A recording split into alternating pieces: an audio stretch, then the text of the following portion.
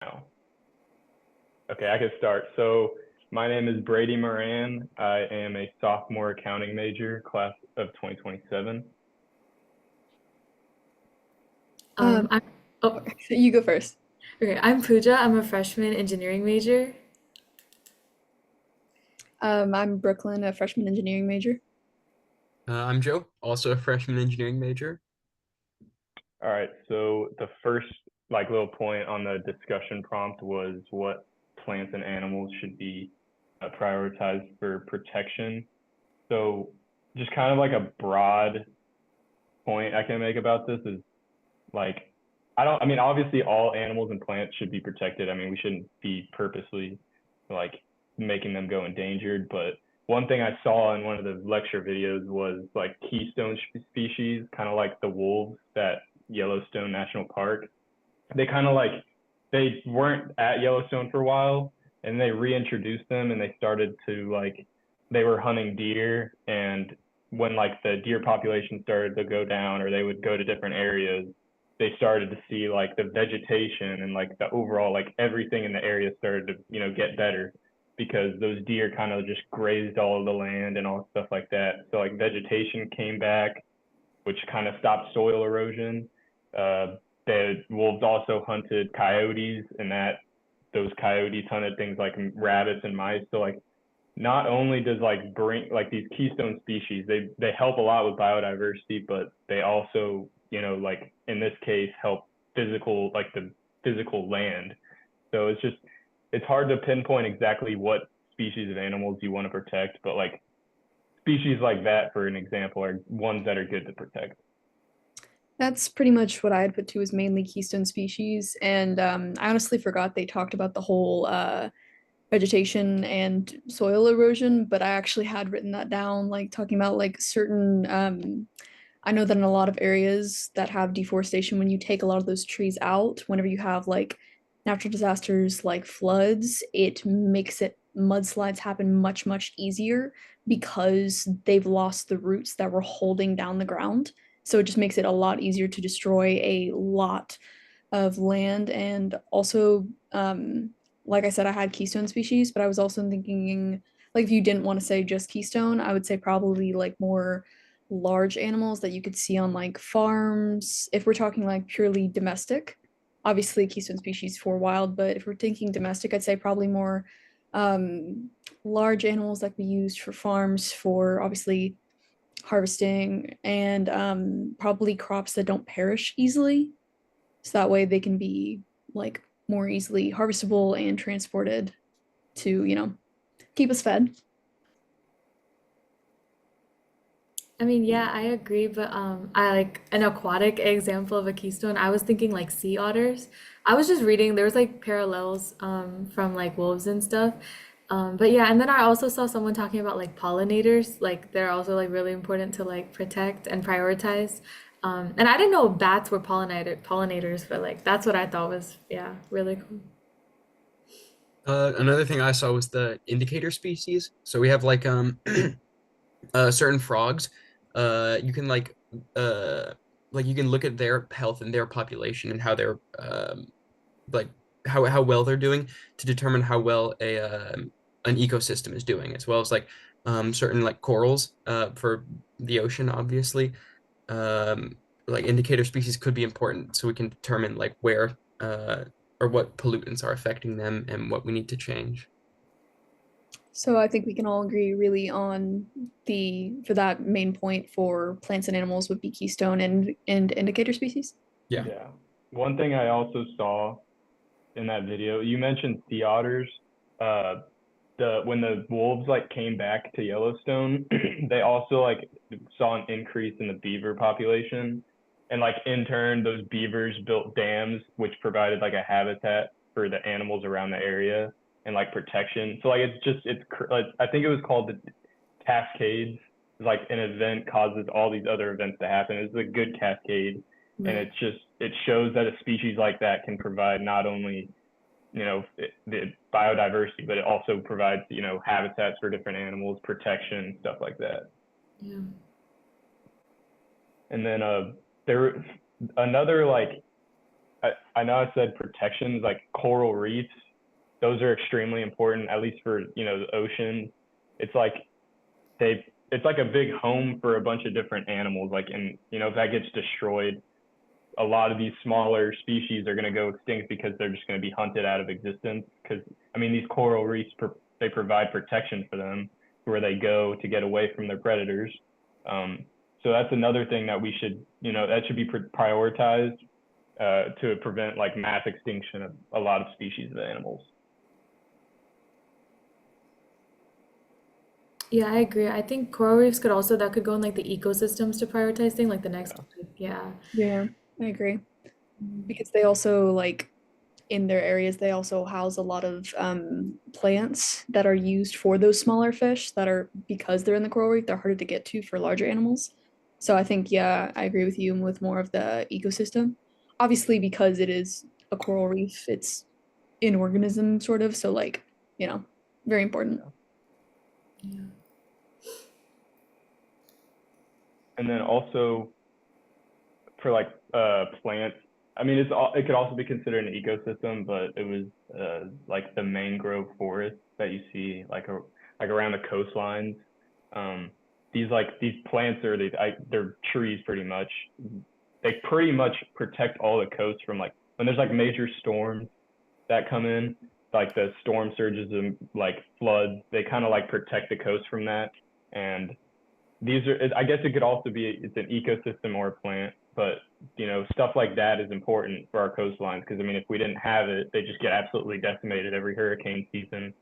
The storms would just eradicate everything that's living on the coastline.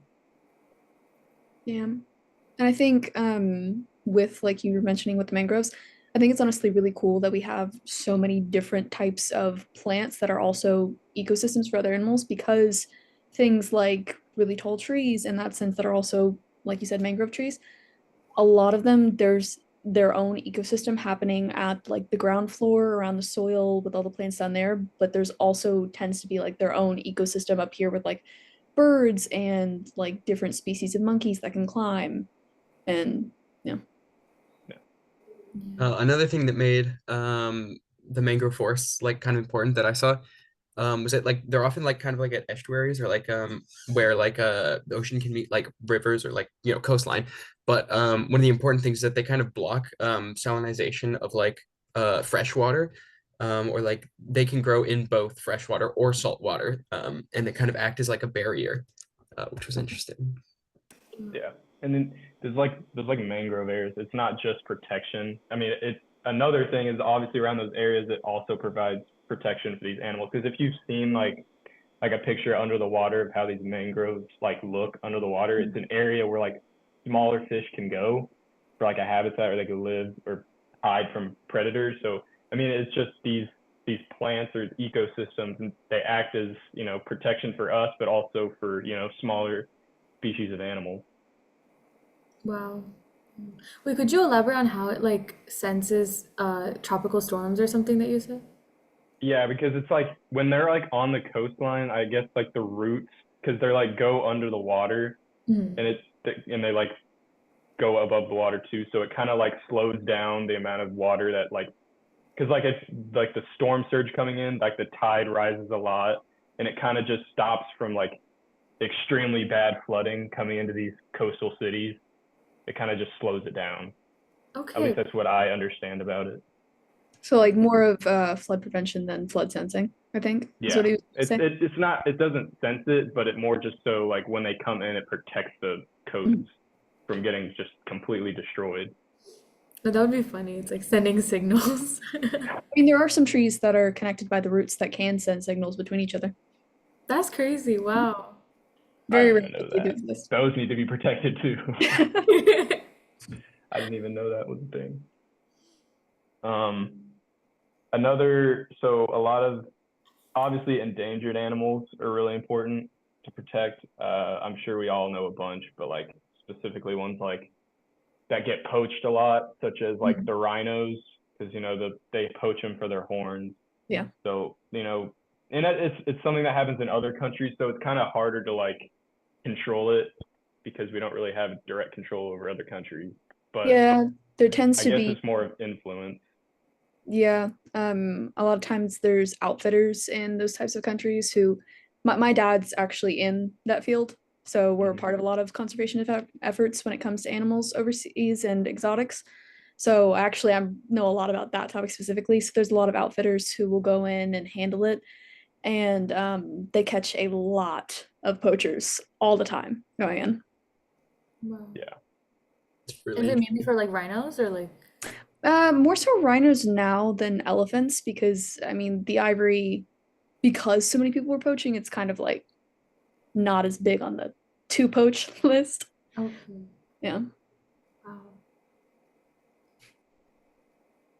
Weren't like sharks a really big problem at one point too? Like people hunting sharks or whales or something? I pretty remember sure it's like sharks their for shark fins and then Hmm. whales definitely in more East Asian countries, I believe it was whales. And a lot of yeah. people were hunting shark fins because apparently they tasted really good or something.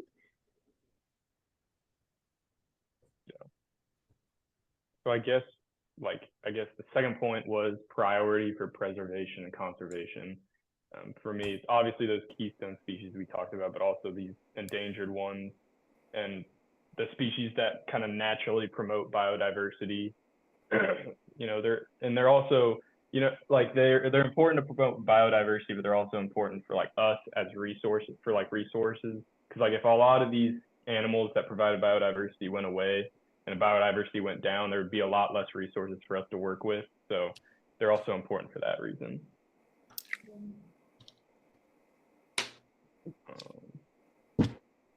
I think sorry, I'm trying to pull up the second point. What should oh sorry. That was what you just said. I thought it was conservation versus preservation, not conservation and.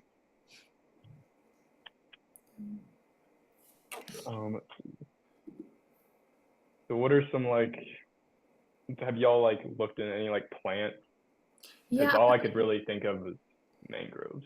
there was something that it was like used in cancer treatments or something. The Pacific yew, apparently.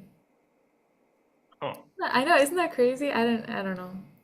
Well, I mean, like a lot of like where we get our medications from, I'm sure a lot of it actually does come from plants and animals. I mean, I just The don't know herbs and what stuff. they Yeah. actually come from, but protecting those plants and animals is important too. That's where I kind of got into if we're thinking wild, I obviously like I brought up kind of what you were saying earlier, where I think I don't remember who it was, but someone was talking about like the roots stability with the sediment. And my thought immediately went to like there was one set of California fires, not the recent ones, but a couple years back, and it had just happened. They lost a lot of their trees, and then they had a major flood, and it turned into a massive mudslide because all of that sediment that was being held in by the roots just dropped and went with the Mm-hmm. flood because nothing was holding it down.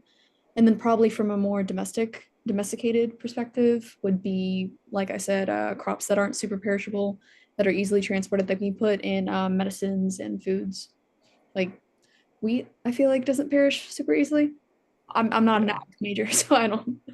Right. Wait, so are you saying those should be like preserved more than like per Not preserved more necessarily, but if we're talking about, um, I mean, obviously, like if we're talking about like hierarchy of needs type situation, if we can't feed ourselves, like trees are very important to our environment, but if we're not being fed, like imagine more like if you can only pick three crops types or three plants type Mm-hmm. situation, then Mhm. at that point I would say probably more. That's kind of where my head went whenever I was reading the questions and Hmm. watching the videos was like, okay, well, if you could only pick this many amount, which ones would they be? And my first thought was obviously crops. Yeah. Yeah.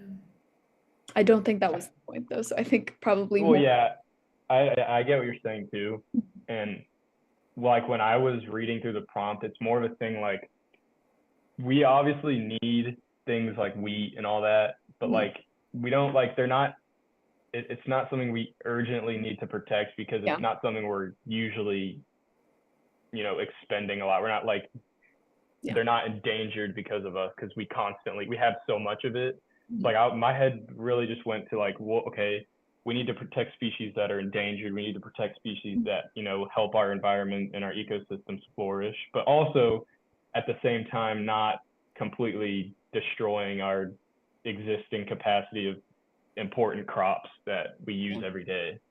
Yeah, I think my head went a little too global versus small. Yeah. What are we talking about with plants in certain ecosystems, as in like those keystone species, like you said, mangroves instead of the bigger, more. I think my head went a little Yeah. No, more I global. get it. I don't think we've talked much about biomes. We've talked about ecosystems. So I feel like we kind of touched on like ocean biomes, like Mhm. we like that's really important. A lot of like fishing, a lot of our food comes from that. So like protecting ocean biomes, and we talked about coral reefs, but I also saw another thing. It was about like deep sea drilling and how it's affecting like the wildlife in the deep part of our seas, uh, and like how it kind of ruins their habitats and kills them. And we don't really deal with these deep sea fishes as much, like we don't, but like drilling in general, like people go to these oil drills in the middle of the ocean and fish at them, but kind of like farther down, it affects those species. So it is something that we do need to look at, kind of like how can we drill, but also not completely have a bad impact on these habitats that these animals live in. Right. Yeah. There's such a big demand for fish these days that I feel like I saw this TED talk and it was like they're you know how I don't know what it's called. Is it like a fish plantation when they're like they grow their own fish and it's like a bunch of fish in a Yeah, tiny it's like area? a fishery or Like something. I a don't know. Yeah. fish Exactly. And farm. so they Yeah. were feeding them like you know how like the bones of like chicken and like the waste stuff, so they made it into fish food and so they're feeding the fish chicken. And Huh. like and it's like I know and it makes it like they make it like really weak because you know how like chickens are already like Yeah. antibiotics and they're like weak, right? So it's Yeah. making the fish like that and it's like unhealthy and like they're living in their own like waste and I was just like Hmm. wow. So Yeah. I went to Norway for my senior trip and I actually saw a lot of fish farms like on the fly. And it was like just these giant circles that they've like built into the water to contain fish, and they just swim around in those little ponds. And it couldn't have been that big. Like I think maybe 2 to 3 car lengths in diameter max. And there were like 5 of them side by side. yeah. And these fish are See, like big too, right? Like for food. They're yeah. sorry, continue. No, you're fine. I'm sorry, I didn't mean to interrupt you. But like, so me, like, I fish a lot. Uh, we go out to down to like Galveston Bay, which I know it's not like the nicest place, but the bay is actually good for fishing. And so like it kind of related to what y'all were saying, but they have these, I think they call them geotubes down there that we go to. They're like in the water because the bay isn't very deep. It's only about a couple feet. And they put these geotubes in the water and it kind of acts as like an artificial coral reef, and it attracts a lot of different species of fish. And it's really good for fishing, but also just good for promoting biodiversity. So I guess that's another way that we can help these animal species out and not just completely eradicate them. So Wait, that I'm is another, confused. The geotubes are like, what do you mean like artificial coral reefs? Like, what do they because do? like a coral reef, like a normal one, it's like it's it's an actual animal pretty much, and they're in the ocean. But they pretty much, it's like I don't know what it's made out of, but it's like a big ball with a bunch of holes in it so animals can swim through it, and they put them in the ocean essentially, and Okay. it kind of just acts as like a artificial, like a fake one, but it pretty much plays out in the ocean as an actual coral reef. They like want to go like the same sort of like protection that they have in the coral reefs, those little mini pockets to hide for Yeah, the fish. That's what it's exactly. doing. So I think it's like I know what you're talking about. I think it's like a silicone type, like Yeah. very hard plastic in a sense, like not the time that type that like, degrades into the water at all, but like just allows them to be able to swim through and like Hmm. hide. So it, like pretty much it's like setting bait, but they all want to go to this one spot because it's safer. But it's not. Yeah. Wow, that's ironic. Yeah. Hmm. Okay. Wait. Yeah, and it doesn't even like people like in their local lakes or ponds will like throw tires in the water just random objects that, a lot of species, I don't know why they, like, I guess it is for protection, but like if you like go underwater and actually see these like a tire, like a car in the middle of a lake, it's just surrounded by fish like everywhere. Like they go towards it. It's honestly so funny when people do that to me though, because like it's so hard to fish around objects like that. Yeah. Like it's so difficult. You keep getting caught and stuff, but Exactly. for the fish, it's very Yeah. good for them because they can escape, rather large prey. They can't swim into like a little geotube and get them. So it is a positive for them. But for fishermen like me, it can get very annoying to get caught and constantly lose your bait. Yeah. I remember a second ago we were talking about drilling, and I was honestly in my mind immediately went to towards northeast coast. I remember someone had put in like a lot of windmills in the like right off the coast, and it actually was in line with a lot of whale traffic patterns with migration, and it actually ended up killing a lot of whale. So I think whenever we're looking at all forms of energy, even alternative methods, we really need to look at how it's affecting all of our species underwater and on land, because on land obviously affects more birds than anything. But whenever we have those issues in the water, like we kind of have to, yeah, there's more space to branch out and not affect, land for crops or building cities, but obviously we have to like, protect the things in the water too. Yeah. So you're saying the rigs were messing with whale migration? So essentially, they were like putting the windmills out in the water on like this little, I don't really know what it was, if it was like a shore or something like that. I just remember they had placed a lot of them, and like the whale migration pattern directly passes through it. So there was a lot of whale deaths at the time. I think this was 2022, I believe. I just remember seeing a lot about it on the news. Yeah, and that counts as endangered animals, no? Like I feel like a lot of whales are like Yes, yes. wait, no, they're not. Wait, they're not mammals. Are they mammals? Shit. I think so. I know they have like one Yeah. kid at a time and they don't lay eggs. They're mammals, right? I'm pretty Yeah, sure they're, I'm I pretty don't know, sure. honestly. yeah. Like, But I get what you're saying. We need to be a little more careful when doing these things because something that you think is going to help the yeah. environment will actually have an extremely negative impact and almost They are mammals. drive Yeah.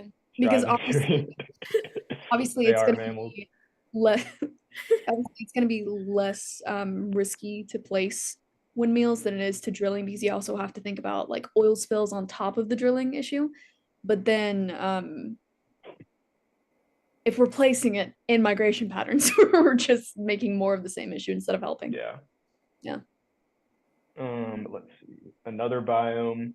I feel like we all probably know the rainforest biome. Yeah. Extremely important. And in places like South America, there's a lot of rainforest and a lot of it's getting cut down, which is not good, like deforestation. And rainforests are like the biggest spot for biodiversity in the planet. There's so many different animals at these rainforests. Deforesting causing them to lose their homes, and a lot of animals die. It's not good at all. So protecting rainforests is good, but also a lot of like deforestation. It's bad for it's like the carbon cycle because how much they hold, it has a major impact on the carbon cycle when you start, removing a lot of these trees. Most of which have been around way longer than we have, which is Yeah. kind of crazy to think about, that we're just like, we don't need it. Yeah. They've been here all these years before us, and then we get here and it's like, yeah, I'm just gonna cut all these trees out. It's like not good. Isn't it because like it was like each layer like of the rainforest and like that has like a whole different ecosystem type thing? Mm-hmm. That's what I was talking about earlier with like the like most of the time the base layer of the ecosystem is completely different species than the ones that are going to be at the tops and the canopies. Because I think like I actually watched a documentary on canopy species, and then just like birds, different types of lizards, sometimes monkeys, especially in South America, that can like just live up in the canopies and never even have to go down. Wow, yeah. And then there's like fungi and stuff at the bottom. Yeah.